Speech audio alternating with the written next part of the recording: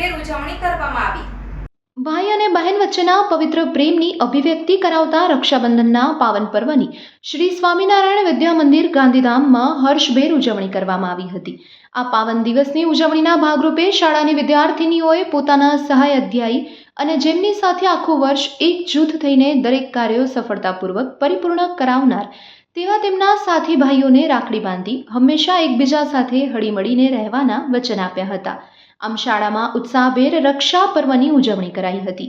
એક રાખી પોલીસ જવાન કે નામ અંતર્ગત રક્ષાબંધનની ઉજવણીના ભાગરૂપે શ્રી સ્વામિનારાયણ વિદ્યા મંદિર ગાંધીધામની વિદ્યાર્થિનીઓએ પૂર્વ કચ્છ પોલીસ અધિક્ષકની કચેરી ગાંધીધામના પોલીસ જવાનોની સાથે મહિલા પોલીસ કર્મચારીને પણ રાખડી બાંધી હતી, જેમાં ખાસ કરીને ડીવાયએસપી એવી રાજગોર સાહેબે વિદ્યાર્થિનીઓની આ વિચારસરણીને બિરદાવી હતી અને તે સાથે ક્રાઇમ બ્રાન્ચની મુલાકાત પણ કરાવી હતી।